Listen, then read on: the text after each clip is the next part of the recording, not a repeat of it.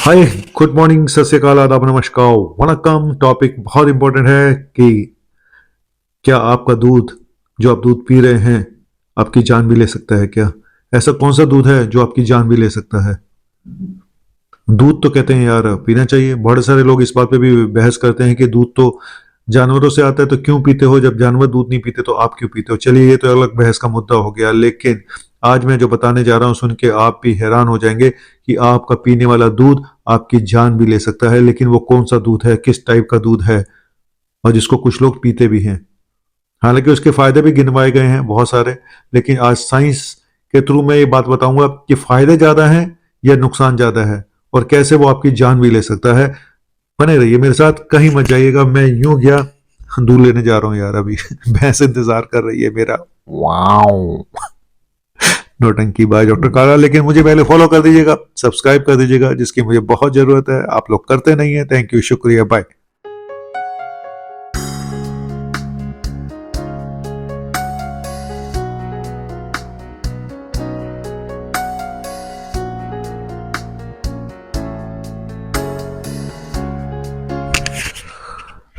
आपको एक बात बताता हूं। आज का टॉपिक जो है दूध, कौन सा दूध जिसके बारे में बात कर रहा हूं वो है रॉ मिल्क, कच्चा दूध।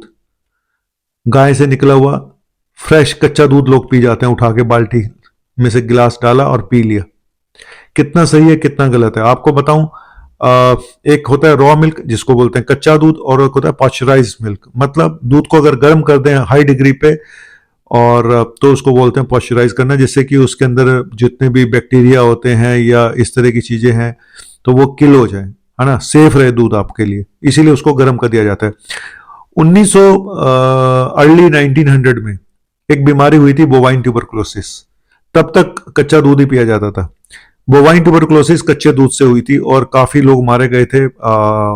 तो उसके बाद से ये प्रक्रिया शुरू हुई कि दूध को उबाल कर ही पीना चाहिए, और दूध को पॉस्चराइज करने का एक सिस्टम शुरू किया गया, जिसमें बहुत ज्यादा हाई टेम्परेचर पे, करीब 160 डिग्री टेम्परेचर पे 15 सेकंड के लिए उसको पका दिया जाता है, गर्म कर दिया जाता है। ये मेथड शुरू हुआ है। और भी हैं इसके अलावा मेथड, लेकिन कुल मिला के पॉस्चराइजेशन बोलते हैं कि दूध को गर्म कर देना, और जिससे कि उसके अंदर बैक्टीरिया मर जाए। लेकिन यहीं पे कहानी शुरू हो गई, एक बहस शुरू हो गई। रॉ मिल्क और पॉस्चराइज मिल्क, यानी गर्म किया हुआ, हाई टेम्परेचर पे गर्म किया हुआ दूध। ज्यादातर दूध जो हम पीते हैं आजकल, देखो, कुछ लोग अभी भी खुद अपनी आंखों के सामने कुछ लोग अभी भी अपनी आंखों के सामने दूध निकलवा के लाते हैं। छोटे शहरों में अभी भी रिवाज है सुबह सुबह डिब्बा लेके जाने का, दूध निकलवा के और पीने का। लेकिन हाँ, गर्म करके, ज्यादातर लोग गर्म करके पीते हैं, लेकिन कुछ लोग अभी भी कच्चा दूध पीते हैं। बच्चों को भी कच्चा दूध दे देते हैं, क्योंकि कुछ मिथ भी इसके साथ जुड़े हुए हैं, कुछ चीजें और भी जुड़ी हुई हैं कि कच्चा दूध अच्छा कैसे है पके हुए दूध से। ठीक है, तो यही बताने जा रहा हूं।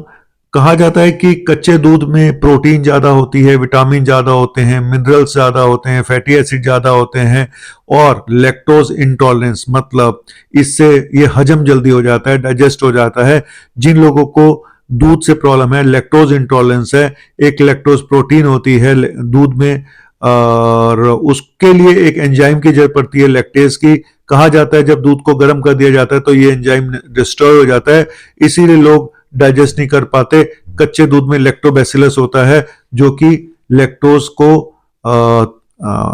डाइजेस्ट करने में मदद करता है।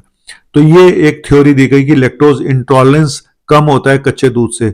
दूसरी थ्योरी दी गई कि इसमें एंटी माइक्रोब्स ज्यादा होते हैं, है ना, और इसमें मिनरल्स ज्यादा होते हैं, इसमें विटामिन ज्यादा होते हैं। लेकिन ये जब बाकी स्टडी हुई इसके अगेंस्ट, तो ये पाया गया कि इसमें 19-20 का ही फर्क होता है, प्रोटीन में 19-20 का फर्क होता है, विटामिन में जब हम गर्म कर देते हैं। कोई ऐसा जमीन आसमान का फर्क नजर नहीं आया गर्म करने से। तो एक चीज तो ये हो गई कि 19-20 का फर्क है। आप ये कह सकते हैं कि 19-20 का फर्क है कि न्यूट्रिशनल वैल्यूज एक कच्चे दूध की ज्यादा है, मान लिया 19-20 का फर्क है, मान लिया, ठीक है। और एंटी माइक्रोब्स ज्यादा हैं, ज्यादा नेचुरल है, लैक्टोज इंटॉलरेंस भी कम होता है कच्चे दूध में। लेकिन आपको मैं बताता हूं, और साथ में जो पॉस्चराइज मिल्क होता है उसको हिमोजेनाइज भी किया जाता है, जिसमें कि एक उसको जो फैटी एसिड्स हैं उनको एक जैसा कर दिया जाता है एक टेक्निक के द्वारा, जिससे कि ज्यादा टेस्टी लगे और देखने में ज्यादा अच्छा लगे, है ना।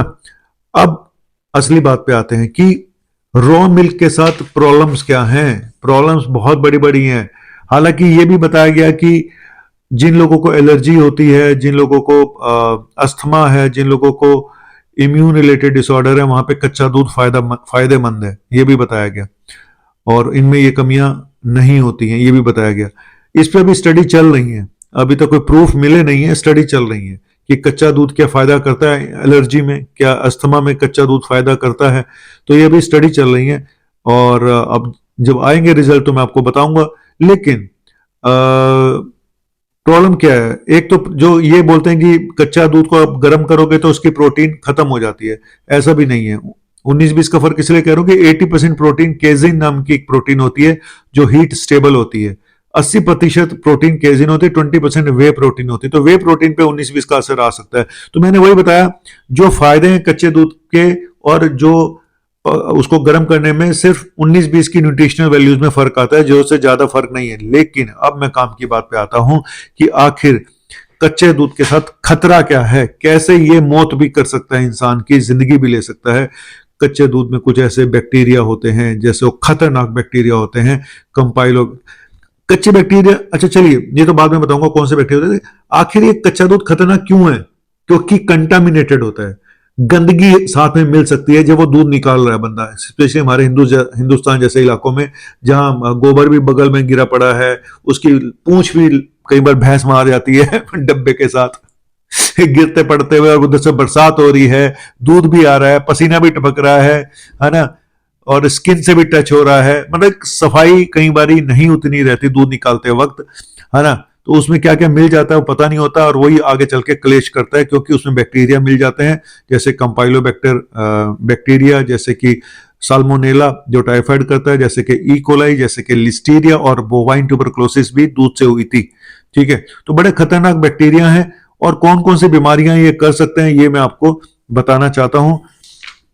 एक तो सिंपली कि पेट में प्रॉब्लम कर सकते हैं, किसी को गैस्ट्रोएंटाइटिस हो सकती है, नोजिया हो सकता है, उल्टियां लग सकती हैं, पेट में दर्द हो सकता है, वॉमिटिंग, लूज मोशन, और कॉन्स्टिपेशन भी हो सकता है। तो पेट से रिलेटेड संबंधित ब्लॉटिंग, ये सब प्रॉब्लम्स हो सकती हैं। इसके अलावा एक सीरियस प्रॉब्लम होती है जीबी सिंड्रोम, जिसमें पूरे शरीर का पैरालिसिस हो जाता है। ये भी कई बार देखा गया है, जीबी सिंड्रोम भी इन लोगों में ज्यादा होता है जो लोग कच्चा दूध पीते हैं। एक और बीमारी होती है हीमोलिटिक यूरिमिक सिंड्रोम, और महिलाओं में मिस कैरेज भी हो सकता है, इसीलिए प्रेगनेंसी वाले पेशेंट्स को नहीं देना चाहिए कच्चा दूध, मिस कैरेज हो सकता है। एक रिएक्टिव आर्थराइटिस नाम की बीमारी होती है, वो हो सकती है। कई बार क्रॉनिक इन्फ्लेमेटरी, सूजन आ जाती है बॉडी में, ऐसी बीमारियां हो जाती हैं, क्रॉनिक डिजीज हो सकती हैं, जैसे कि रूमेटाइड आर्थराइटिस, और भी क्रॉनिक डिजीज हैं, और इवन डेथ तक रिपोर्टेड है कच्चे दूध पीने से। ठीक है, कौन से लोग ज्यादा रिस्क पे होते हैं? एक तो बच्चे, दूसरा प्रेग्नेंट वुमेन, तीसरा ओल्ड अडल्ट।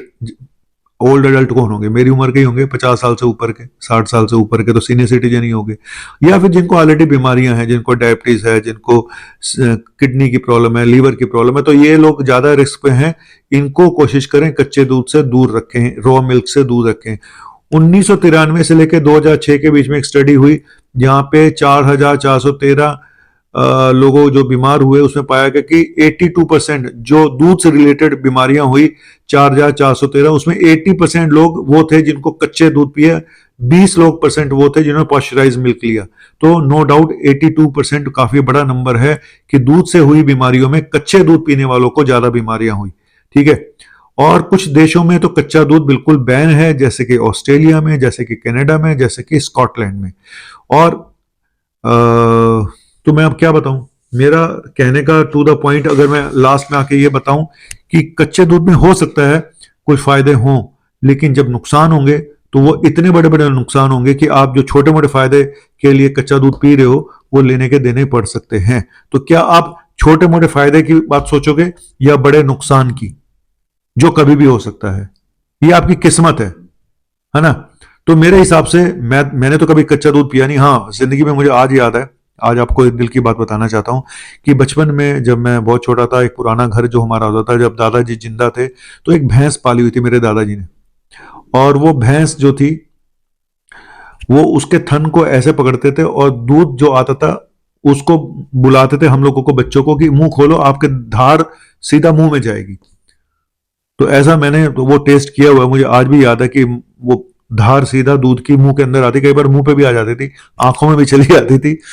तो ये बचपन की बात है, ये क्या बताऊं। अब तो भैंस पालने की और गाय बांधने की जगह ही नहीं है हमारे पास।